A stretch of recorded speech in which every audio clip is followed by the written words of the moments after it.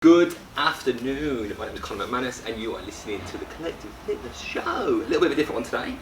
Got an impromptu session with the guys. We're going to do a Q&A. We've got loads of different questions from members, from clients, from our followers on social media. And we're just going to go through them really, keep it nice and relaxed, and we're going to discuss different topics. I've got the team with me here today. Say hello guys. Hello. So I reckon what we'll do before we get into the mix of it, I reckon get everyone to go around and introduce themselves, just so that you know who's talking and who you can hear waffling as they're rattling away. Who wants to start first? Michelle, go on. Who are you, Michelle? Who are you? Where are you from? My name's Michelle. I'm operations manager. I'm currently on maternity leave after having a baby 9 weeks ago. But my main focus at the moment is just obviously making sure that the app is operationally ready to go, taking into account things that when we go live and what could go wrong, and making sure that they don't go wrong, basically. Yeah, that was, to be fair, it's a very serious answer. I think like the really exciting bit that you missed out is that you used to be one of mine. Oh, the exciting about how I actually got to, yeah. So many years ago, I think I was one of your first, well not one of your first, but one of your early clients. Yeah. So, I think a memory sticks in my head of me going on my hen do, coming back and having a PT session, and you spent most of the PT session with my legs in the air because I was a little bit hungover from my my. Because she was lightheaded, just to reiterate that. I remember it vividly. I was lightheaded from the amount of from the good times that I had on my hen do. But yeah, so many years. You went to Benidorm, didn't you? Yeah, I went to Benidorm. That's how much I remember. You went to Benidorm and I could smell the gin oozing out of the session. That was many years ago, so I've known you for a number of years, obviously. You have. Matthew, go on, you can be second. Hello, I'm Matt. I am also one of Connor's clients for many years, and general dog's body around Collective Fitness. I get to do all the fun jobs that not many other people want to do. And my day job, I'm a clinical pharmacist, so get to have an interest in nutrition and supplements and just general fitness, really. Yeah, I think I've been exceptionally lucky, kind of embarking on this journey, trying to launch the business and ultimately collect a group of people together who have all been helping me. And Matty's been one of those people who's kind of just chipped in, really. You kind of like, obviously being one of my clients, we've also had a previous relationship, and ultimately you've been really helpful in us getting the business off the ground, so thank you for that, buds. Nikki, go on. Hello, I'm Nikki. I'm head of marketing currently, and I'm also chief happiness officer, which is a title that I really love. Yeah, go on, explain. Well, I'm a mindfulness coach, so being a chief happiness officer is just making sure that everybody's mental health is healthy, that everybody is happy, and that if I spot any issues within the team and our wider kind of group of members at the moment, that I can support them to look for places to go, things to read up on, and coaches to go and see, like me. Yeah, I think, well, go on, Michelle. I was just going to say, it might just worth pointing out that all three of us are mental health first aiders as well. We are mental health first We aiders. are. So a couple of months ago, we all took it upon ourselves, individually and then collectively, we got together to go ahead and do the 2-day course as well, which was quite entertaining. What was it like? It was an eye-opener, definitely an eye-opener. It was quite intense. Yeah, and 2 days sitting in the classroom as well, but I think we all got the benefits from it, didn't we, really? Yeah.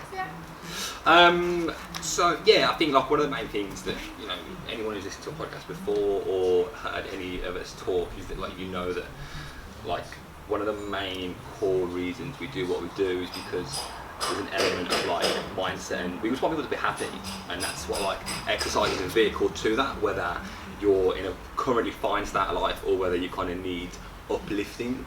I think exercise is a big vehicle for that, so tying in some form of mental health based service is going to be pinnacle for some point in the future, which is what we were just waffling on about before we started the podcast. Yeah, it's not about getting people who are down there to appear straight away, because that is quite a journey. Yeah. It's about getting people who are down here who are really low to a good place, and then people that are at that good place to sort of get them higher. And I think exercise is one of the ways that could do that. Mindfulness is also, for me, one of the key ways to make it work.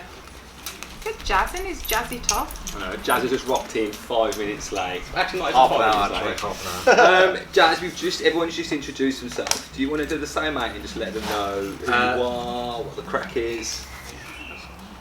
Yeah, no, that's by my dog. Yeah, I'm Jazz. I'm a personal trainer as well. Do you want to know how we met? Or? Yeah, go on. Yeah, I met Connor through PTing with David Lloyd, and he come to me with this idea of the collective fitness. I think it was called The Fit Collective. First, On the yeah. go, wasn't it? The Fit Collective. Fit Collective first. I don't quite remember why we changed actually. I'm glad you did. Yeah. To be fair, I was talking to my old man the other day actually. Yeah, I think it was something to do with head of marketing. My old man googled there was something about collective fitness, and there are 1,000,001 the Fit Collectives. So it was a good job we changed it. Yeah. Anyway, sorry Jazz, mate, carry on. Oh, okay, but yeah, there's a fact for you for what it was first called. And then, yeah, come to the idea with me, and I've gradually met the team through Connor's, obviously a few Connor's client base, Michelle from David Lloyd as well. I've met you two at David Lloyd, but didn't really speak to you because you had your own PT and went through whatever you needed to go through. And he didn't talk to us. Right, I think well, to be fair, Jazz undersells himself a little bit. He's one of the head trainers at Collective Fitness, and you know, you are one of the founder or whatever fancy title you want to put on it. I think probably wouldn't have been able to get to this point without Jazzy, so there's a bit of appreciation there. Right, let's get into some questions. Shell, I'll let you read out the first question. Okay, so the first question is burpees. What's the point? That's what we ask ourselves I love all that the time. question. Thank you for whoever sent that in. I don't know, Connor. Nick, why don't you tell me what you think the point of burpees are? Absolutely no point. Except to just torment everybody. Yeah, look, I think it's one of them things. Yeah, I look. think if there's a training method out there that you use and all they tell you to do is burpees, they're getting you to do hundreds and hundreds of burpees off the bat, it's probably not very smart. However, they have their place. And I think, it's a functional exercise, and I use the word functional very loosely because it gets thrown around quite a lot at the moment. And it's one of the things. I would never get like someone who's at the start of their fitness journey, or maybe someone who's overweight, to start smashing out burpees like there's no tomorrow. But for someone who is at a stage in their fitness journey where they need a bit of a challenge, it's one of those things as well. Like, one of the main reasons we train is to help our mindset and our headspace. If you don't like it, good, because ultimately you're going to have those mental challenges that you go through to kind of help you get to a place where you finish your burpees or whatever repetitions you've been given. But there's different levels of burpees, aren't there? You Yeah, don't necessarily exactly. always have to do When is a chest and burpee? Not a burpee. But at the end of the day, though, it's like if you are doing a burpee, you go down, you do half a burpee or a chest to floor burpee, you do 10, and you get that little self-gratification inside. Goes high five. Are you advocating being I a actually- fan of burpees? I am not chest to floor burpees. I beg back up, but Matt wants something to say. We don't like chest to floor burpees. no one likes Really, chest to floor no one likes burpees, chest to really. floor. However, I would agree they are a total body exercise, and when you have nothing else you can do in some situations, actually, I think they've got their place. Yeah, I think. Sorry. Yeah, I agree. Like, yeah, you know, like I've been like, I'm a big human. So burpees aren't one of my fortes. I'm a big human. So burpees aren't one of my fortes. And like pre-lockdown, when I was training in the gym, using barbells and whatever, I was pretty average at burpees then. But now, like Shell said, because I've been smashing them out left, right, and centre in the garden, because they're one of the few exercises that are body weight that you can get, can get you a good workout in.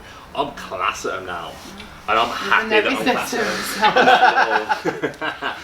High five. I would say the sense of achievement with them as well is quite good. It's like anything, if you're not good at them or you don't like doing them, once you become the advance of them, say for instance, Nick, when I first met you down the health aid, when you said you couldn't do it. Could do one, could I? But And I then you did 100 and you the other high-fived day. me.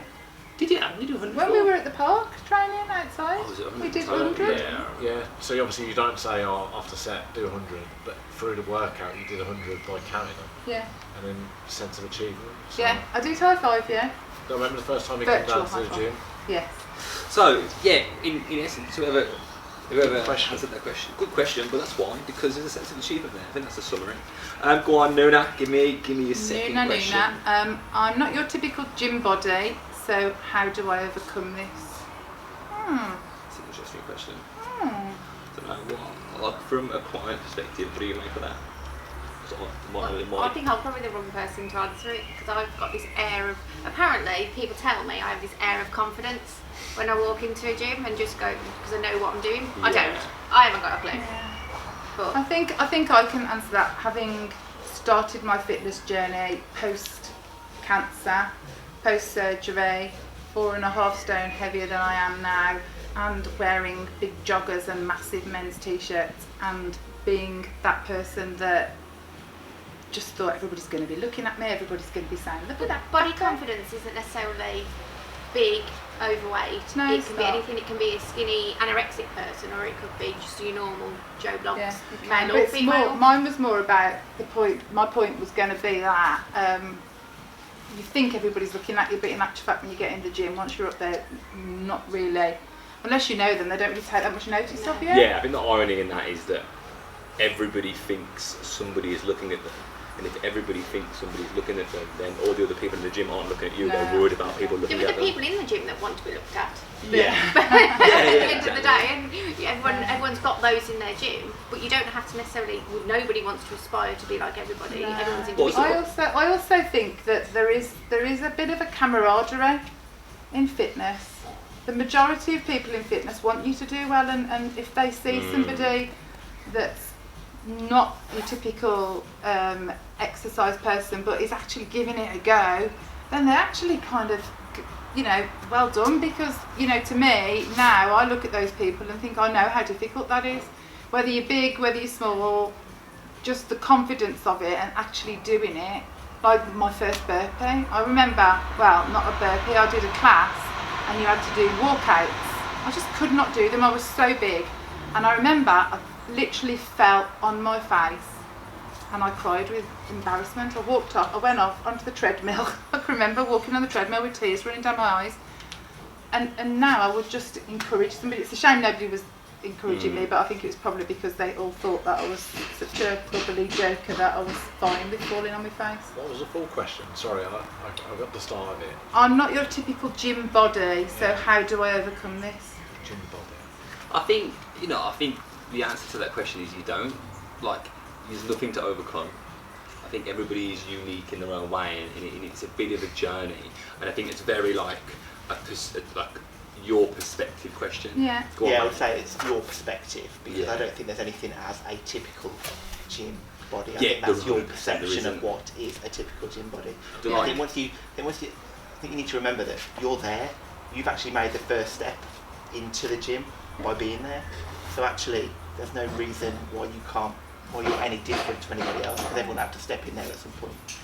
I think that's what we're trying to do as well, is that trying to get away from the fact that, it's a certain body type with a certain stereotype. It's the fact that it's your type that's Yeah. going to obviously challenge you through the programs and through the whole app and stuff like that, really. So yeah. Go on. You can see it itching. I completely agree with Jazz, and I think that is the whole point of collective fitness, is that we will be there and the community will be there to support those people.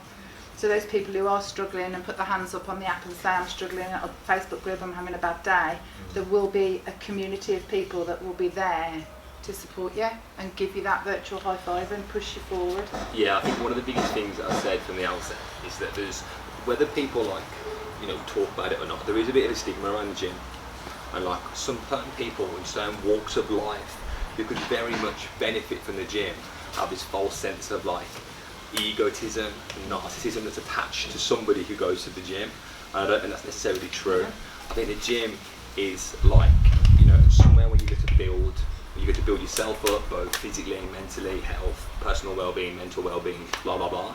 And I think that's a perspective that people need to start having, that there is no, the stigma that is attached to the gym shouldn't be attached to it. Just like therapy, there shouldn't be stigma attached to therapy. You know, the gym is a tool that we can use, and if you're having the kind of the perspective and the thoughts that are, I don't think I should go to the gym because I'm not that person. It's, you know, the gym isn't swimming, or the gym isn't rugby, or the gym isn't basketball. Like, there are certain body types for those specific sports that are going to benefit more, but the gym isn't that place. It's somewhere where everyone, and I mean everyone, can go to kind of and benefit. Nick, do you want to do the third question? This is a good one. How have you found training at home? I'm Well, presuming you that answer means during lockdown. Yeah. Well, as I said at the beginning, I'm just getting back into fitness after having a baby, so I think it's been a bit, it's been a bit like a blessing in disguise for you, hasn't it? Because you can kind of, that sense of pressure that might have been there. You're now just chilling, you're at home, you're kind of getting into it. I think my biggest thing is I went to the gym 6 days a week, even when I was pregnant. 37 weeks, 38 weeks pregnant, I was still going to the gym 5 days a week. Nikki and I stopped the intense training early on in my pregnancy, but Nikki and I used to go swimming 3-4 times a week, didn't we? Near the end of my pregnancy. And then now, had some time off, let my body recover, and I'm now just getting back into it, and I'm finding it a little bit difficult to motivate myself. And that's motivate myself, one, because I know I need to get back into it, because I want to get back into it from a personal point of view. But I also can find other things to do in the house, and that's not necessarily something to do with the baby. That's wash up or do something else, and I find it quite hard to motivate it. I sat there this morning for 2 hours with my gym stuff on, thinking, I'll do a workout in a minute. And when I eventually did one, the sun was at its highest, and it was absolutely horrendously hot. But I still did it, but if I'd done it 2 hours earlier, it would have been a lot easier on me. What about you? You've Nikki, when I say you've thoroughly smashed lockdown in terms of training. Smashed lockdown. I'm like Michelle, a big gym goer, and the gym was really my kind of safe haven, my place, if you like. So I was really worried at lockdown about how I was going to A, cope, and B, train. But in actual fact, I found it really easy. I actually wrote out a plan of the day. The first 6 weeks, every day I'd got the time that I was going to do certain things. I organised which classes I was going to do online, and it gave me a purpose, and it gave me like I was at the gym, only I was in my house. I think the only challenge for me is lack of weights. So mine have been a lot of programmes. I've done a hell of a lot of body combat. I should have shoulders like. I'm not gonna lie, I've struggled actually. Either. Yeah, it's as the kind of What, struggled for motivation? Yeah, I think obviously we've all got a lot going on at the moment in terms of business and trying to get collective fitness up and running. But I think I don't know what I tell you what, I haven't struggled. I've struggled to go and do slower weights-based sessions. Oh, right. If you ask me to go and do a fitnessy conditioning session where I haven't really got to think too much and I can just sweat and it I'm not doing that to kind of look better or burn calories or burn fat or anything like that. I'm just doing it purely because I can feel better. And I think that's my go-to type of exercise to make me feel better. There's a big conversation I've had with a lot of my clients, and they're all like, "Oh, I'm worried about losing this," or should I be doing all this running? Am I going to lose all my muscle? Or actually, I'm worried that I'm going to put on fat. And that's those sort of questions. And I think a lot of the time, especially during lockdown, it's been more like whatever's going to make you feel good, just do it. Don't be too worried about how you train, more be worried why you train. That's a good way to. Do everyone agree? Yes. Jazzy, how's your training been? Yeah, I've enjoyed it. I just towards the end I've got a little bit of lack of motivation on my own, but yeah, I've enjoyed it, to be honest. We're quite lucky that we've had the weights and stuff like that, really. Yeah. But yeah, just what you're saying, I think it's a case of, because there's no actually time frame on it. If someone said, start a lockdown, it's going to be 6 weeks, to this point the gyms are going to be open, I think people's mindsets will be different. But because there is actually no end goal of when the gyms are going to be reopen, or you're almost like it's a new week now. Yeah. So the message come out on, was it yesterday or the day before, say it's not going to be the 4th of July when the gyms are opening. So instantly your mindset changed from the fact that, it's going to be another at least 3 weeks.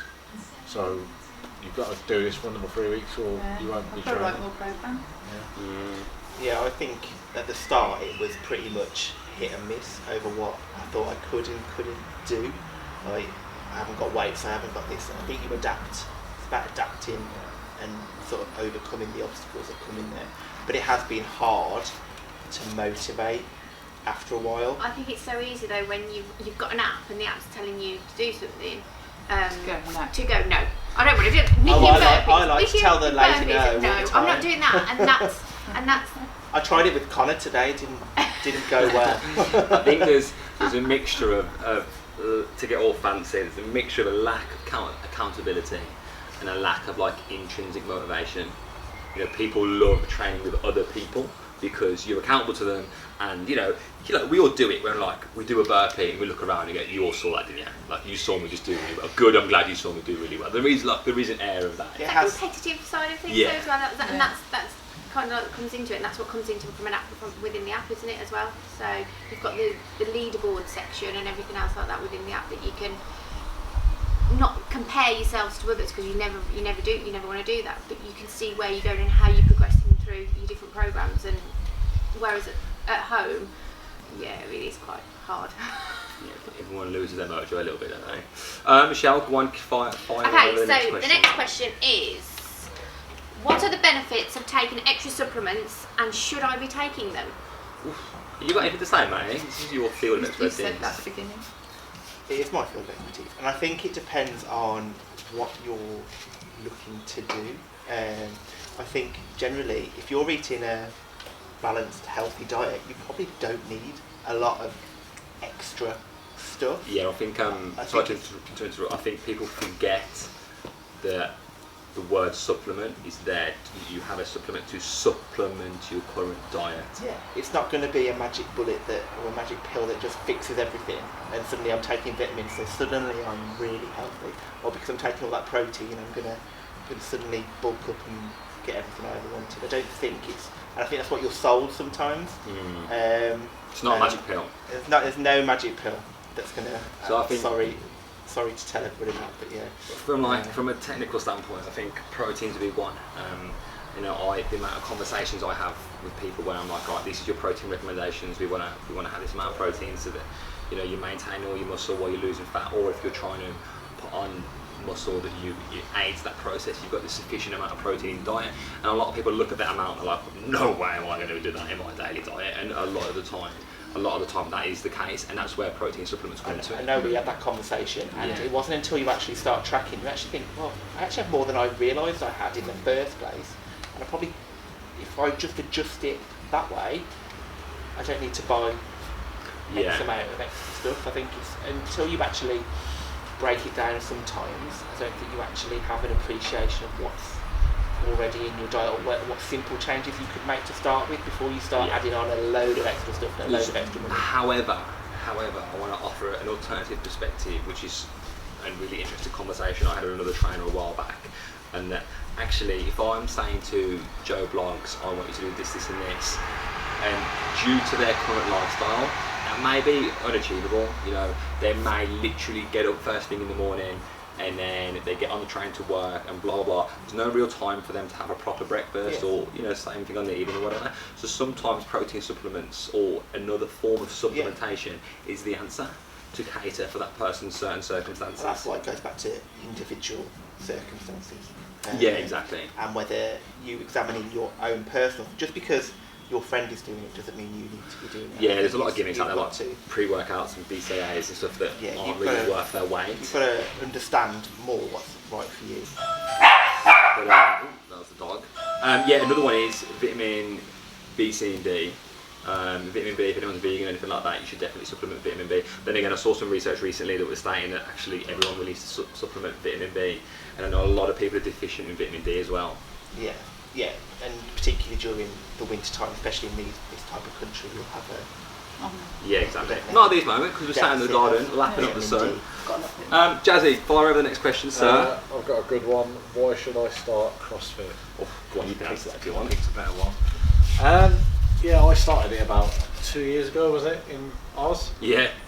Nearly threw up on my first session, but it's not that bad. I was very jet lagged, had about an hour's sleep. To be fair, you did get off the plane, didn't you, and the next morning we were starting the session. I think there's a massive stigma with CrossFit. I think, like, if you said, I think everyone around here has probably done a CrossFit type of training without actually knowing it, if that makes sense. With like programs and stuff like that, like an EMOM or an AMRAP. But if I said, oh, we're doing a CrossFit workout, you'd be a bit hesitant about it. Obviously the advertising with it is obviously the athletes are all super ripped, very big, and lift strong weights, but they can do all other sorts of things. Yeah, I do think CrossFit shot themselves in the foot a little bit with their whole like positioning, because even without trying, and obviously like when we're filming this, CrossFit's had like loads of controversy in the past couple of weeks, and as a business, they haven't actually probably done an amazing job of bringing their community together and providing people with like a real good journey. And they could have done it so much more, because naturally on its own, CrossFit is turning this amazing thing, and that's not like through clever marketing or clever business strategies. That's just good training and communities that's brought a lot of people together. And like you said, I think I don't class us as a CrossFit platform or anything like that, but it's important to understand that CrossFit is an amalgamation of different types of training done in a certain way, and a lot of that is strength and conditioning. And I think a lot of people can definitely benefit from strength and conditioning without like the Olympic lifting and gymnastics and all that sort of stuff. I think, and one of them, the one main thing that people talk about CrossFit is injuries. And it's like anything, like if your son tomorrow said, I'm going to go to and start rugby, you wouldn't be like, no, you don't do that, because you're probably going to get injured. It ultimately depends on good coaches and stuff like that. So if you're considering starting CrossFit, definitely go and give it a go. Just do your research, try and find a good box, a good facility that's got great coaches. I think sometimes, to your point, Jazz, I think it's like you are doing the exercise without realising it, but I think CrossFit sometimes might be scary for some people to think of as a thing to start. But I think we also need to know it's probably you're doing bits of it already. So I don't think that's where it gets a bad rap sometimes. You pointed out to me the other day that David Lloyd, the big gym chain in the UK, had loads of like AMRAPs and different bits and bobs all over their social media, and like AMRAPs kind of an originated CrossFit thing, isn't it? Yeah, 100%. Can you just say that word again? What was it? Amalgamation. Amalgamation. Did I say amalgamation? Good word that is. Sorry. Does it mean like a couple of things combined together? So, I'm asking for someone. Every day is a school day. Nikki, go on, next question. Trying to catch me out here. So. I love it. I'm debating going vegan, yay or nay. I'm plant-based. Okay. Because I wear leather, and well, I'm not vegan. I don't have a It's like Michelle's legs in the air, isn't it? I follow a plant-based diet. Getting back into fitness after having a break. Right. Prior to stopping, I was very active. But how do you suggest that I get back into shape? I think your perfect answer is. No, you answered that. You said having a break. It's actually having a baby. So having a baby, Cheryl would be great on to answer. But having a break, I've had stages where I have breaks from training. It depends what you call a break. I'd say a month is probably a break. So yeah, a month. You'd probably start feeling it when you come back to the gym. The best way to do it probably is to get friends, get people that are into the gym that you know, and go with them and feel comfortable again in the environment that you were once in, and probably feel comfortable in your body again. I think that's the first thing. If you don't train for a month, you always compare yourself to what you was. So you always go, oh, I used to do this, I used to that, but you've got to be honest with yourself, it's going to be nearly impossible for you to do that again. I think a lot of people are going to be in that situation over the next few weeks, probably, because there'll be some people that have tried to, obviously, do Joe Weeks at home every day, or have been doing their home TV workouts, but there'll be people that won't be motivated to do anything, or just didn't want to do anything. Or didn't have the facilities or space to do anything. I think that they were all really good answers. I think, isn't it, like, you just got to do it. I think if you're worried about doing it because it's going to hurt or because it's not going to be fun, what's the other alternative? You carry on having a break, and then a break turns into unhealthiness or whatever. It's one of them, like, do it slowly. I think it's like whenever you go back in after you've not done something for a while, it's always that fear. You struggle after a 2-week holiday when you've been abroad in the summer. So I think your body will feel it from a pain point of view, but from mindfulness and coaching point of view, the endorphins that you release, your mind will feel a lot better for actually doing it. Yeah. You feel better. 100%. Next question. What makes Collective Fitness different to other exercise platforms? Us? That's a good answer. Tell you what, I'll let you guys answer that, because everyone knows I'll rabbit on for about 6 minutes if you let me answer that question. Really, Connor? I'll tell you what, you all paused, so I'll offer one perspective, and this is a word that I learned last week. I was like, oh, that's a good word, that is, or 2 words, and it's decision fatigue. So, hear me out. I know it's a couple of funny looking faces. Like in our day, we have so many decisions to make, and people they've got to get up, they've got to get the kids ready for school, they've got to go to work, have a whole day of decisions, and at the end of the day, when they go to the gym, the last thing they want to have to do is figure out what they're doing in the gym. And then, especially what I've found in our personal, my personal market research for Collective Fitness, is that so many other amazing apps out there offer so much variety that you kind of just create like this paralysis by analysis, where there's that many options that are like, I don't know what I'm meant to be doing. Like I'm like, I've invested my time, effort and money into this app. I want you to tell me, I'm paying you money, I want you to tell me what you should be doing. And that's what we do. And that's something I've always spotted within really successful fitness-based platforms and businesses, is that they listen to what the user wants, the consumer, and they provide that. Obviously balancing out wants and needs, because you may say, well, I want a 6-pack and I want it tomorrow, I'm going to be like, well, no, that's not going to happen. But like trying to find, it's not that like, these are 1,000,001 exercise solutions. They're not all going to fit you. So we're going to ask, so with what makes Collective Fitness different is that we ask you numerous questions in your onboarding process, and then we recommend the community for you to join within our system, within our platform. Now, that was me rambling on. You guys can answer. It was a good answer. it was actually, I was going to say something like that too.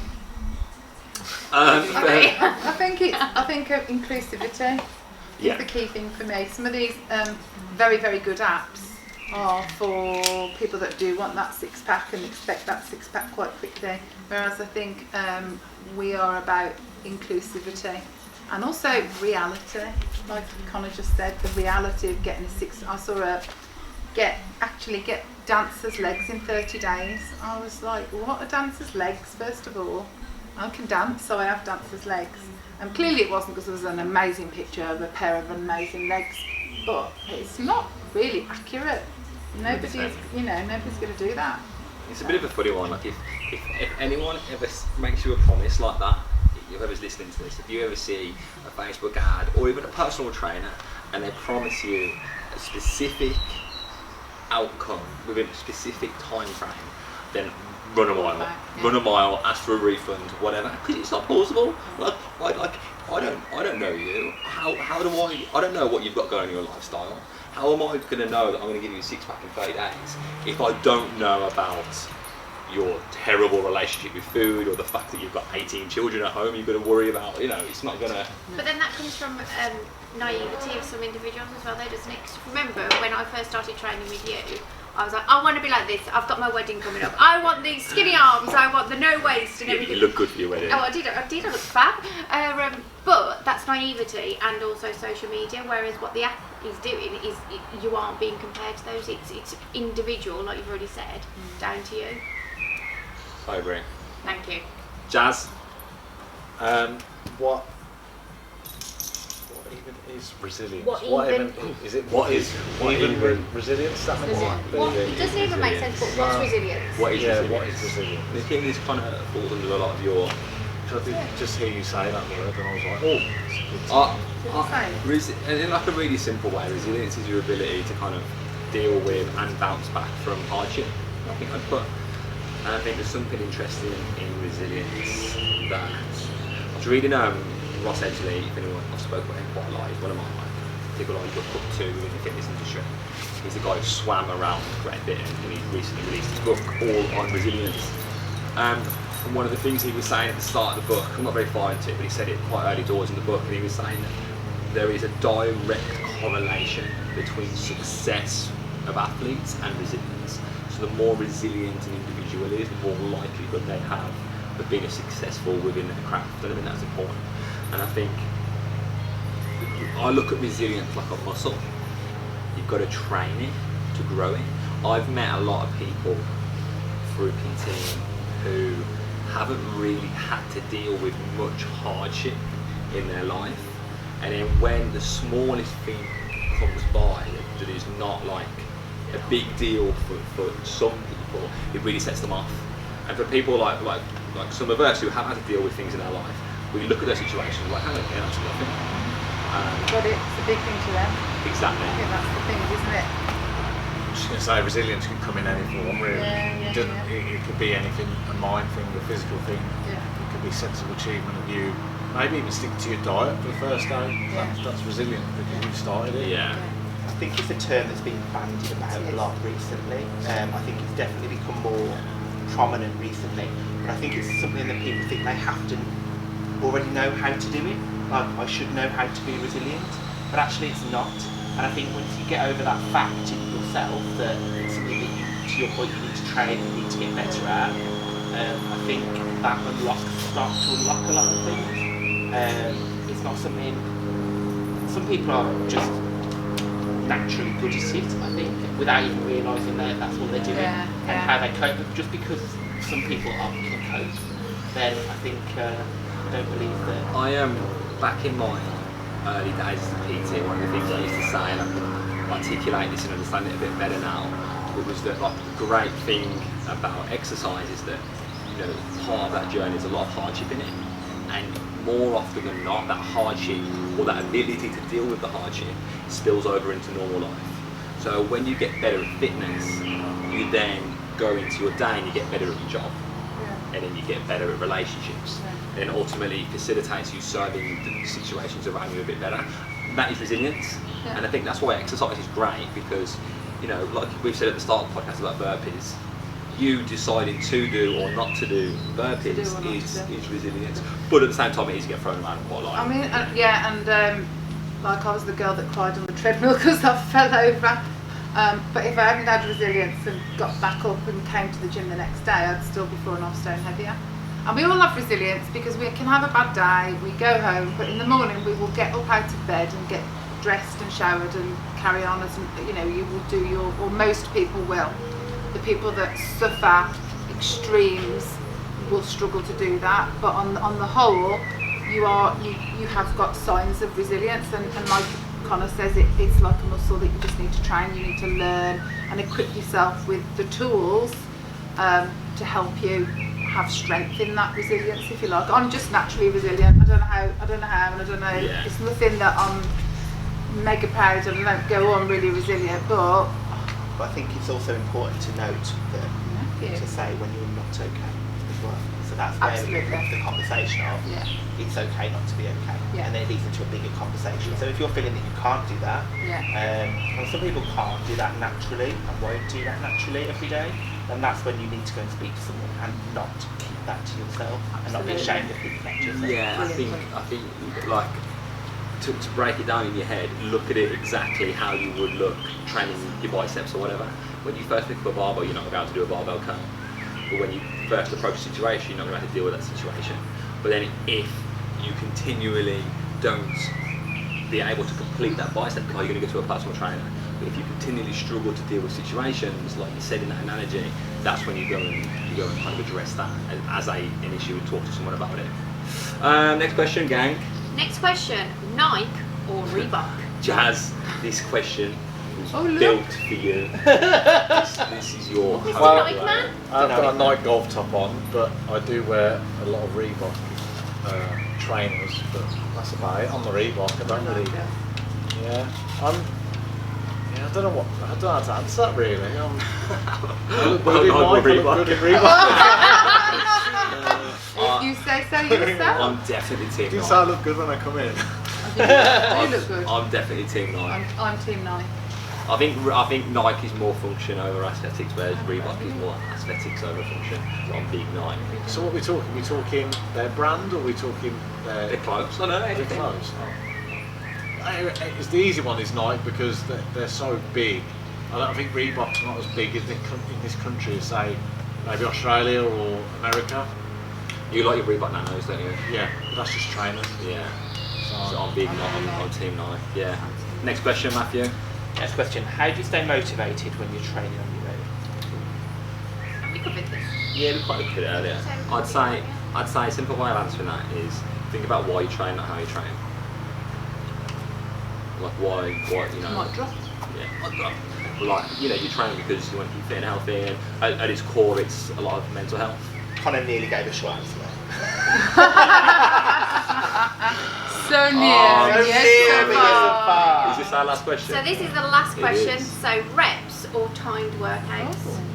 good question. So high reps, low reps, or 10 minutes, 10 seconds?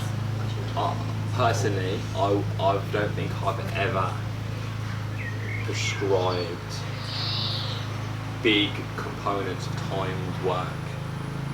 I would never say to someone, personally, go and do 45 seconds of squats. If you mean like a 10-minute AMRAP, then happy days, I'm all for that. But personally, especially when you're trying to get people who are not necessarily so, fitness isn't a big part of their lifestyle. If I go and say to you, go and do 45 seconds of squats, you're going to do as little as you can. And that's interesting because considering everyone's been on lockdown for the last 12 weeks, Body Coach has been quite profile, hasn't he, really, and he's all into 45 seconds of work, 15 seconds rest, 45 seconds of the next exercise, and that's like it. And that Yeah. it's hit, isn't it, at the end of the day? And that's all that's been promoted. And you go on social media, and people are doing publicising hit workouts and everything else. Hit is a funny one. I've never been a big fan of it. I've never personally enjoyed doing it. Some people do, and as long as you enjoy what you do, then carry on doing it. But do it from the perspective of understanding that there are probably other alternatives that will bring you your desired results I quicker. think you've got to be careful not just to get down into a hit Yeah. hole, essentially, just do that all the time. Because that's the risk that hit becomes the only hole. exercise you An do. obsession. An obsession, because I know that previously that could have been something I probably would have just carried on doing without doing anything else. And then it's almost like you need to introduce a variation to keep it interesting, but also to make sure you're progressing on it. I think it's also the person. I think body type or fitness levels. It can vary on what they do or what they can do, and that's a good thing about the app. Obviously, the three different levels and programs. It will give you the variation of both of them. Yeah, it's a good point. That's There's not one or the other. It's an actual blend. Yeah, kind of what we were saying earlier, that exercise is definitely not one size fits all. Yeah. And that's from the perspective of people enjoy different styles of exercise, but there is also progressions and regressions, and someone who is at the start of their fitness journey compared to someone who's been exercising for 10 years, how can you possibly tell me that those people are doing the same workout, 45 seconds of squats? And yes, you can try and sell me on, yeah, but then you work to the time, and if you're fitter, you just do more reps in the 45 seconds. But then when you're tired, you're still going to be you're still going to rein back and not do as many, and it's holding yourself accountable, isn't it? I think especially with the Joe Wicks thing, I think especially we're in lockdown, I think it's just easy to manage, especially in time. So if you ask someone to do 30 reps, you have this much time rest, 30 reps, 30 reps, 30 reps. Obviously, he's not watching you, he's not in control of you, you can cheat easily. If you say 45 seconds, it's easy to manage. Yeah, So it's one of them, especially in lockdown at the moment, it's hard to just say someone's doing a certain type of training. Yeah, there's a big two sides to that argument, isn't there? There's the sides of actually HIIT is better than no exercise, but then there's the argument of don't get into a HIIT hole, that are other alternatives that are better than that. It's progressive overload, which is a big fancy word, is one of the core principles of how you develop someone, and you can't really do that with HIIT. because you're giving them, when I would say to you, I want you to do 15 reps instead of 12 reps, I'm saying you can do whatever reps you want to do within that time period. Does that make sense? So I think if you're one of those people who fall into that pit hole, like, just maybe start to explore alternatives. And I think sometimes people paint, that's where like CrossFit as well comes into it, people paint fit and CrossFit with the same brush. It's very different, and there is strategic, grounded progressions in CrossFit where there isn't really, in the majority, not all, but the majority of hit-based workouts. I think most of them are very similar with the fact that the workout usually in CrossFit and in HIIT is that the workout is structured for you. So yeah, that's a good point. You know, you go into a gym or a class and it'll be on the board, or the instructor will tell you what to do. Whereas a lot of people will go in, that's why probably a lot of people don't explore options, is because they don't know what they're doing, or they don't know, lack of knowledge, would say the right word, and a bit scared of stuff like that. Yeah, I 100% agree. That's a really good point. And I think like with the likes of CrossFit, like the differences in like when I'm Memphis, I would do a 10-minute AMRAP or whatever. I would happily say to someone, I want you to do 15 squats every minute, rather than doing, I want you to do 60 seconds worth of squats. And I know that doesn't really sound like much difference, but actually when that you are putting in front of someone, this is really important, you're putting in front of someone their improvements. If on week 1 you manage to do 10 squats in 1 minute, and on week 5 you do 20 squats in 1 minute, and I can show you that and put you in front of it and make you recognise that, that's going to massively help you start to enjoy exercise and start to progress on your journey. And that's kind of like the way to run that up. Alright, this has been fun. We've got no more questions left. Time to knock it on the head. Big thank you to all the crew for coming here and joining in. We'll probably do another one of these, or quite a few of these. I enjoyed this today, it's good. Over the next coming weeks, we're going to start to test our app and launch it. If you want to get involved in any way, shape or form, you can drop me an email at connor@collectivefitness.co.uk. If not, come and find us on Instagram or Facebook at collective.fitness.official. Have an amazing day. Take care.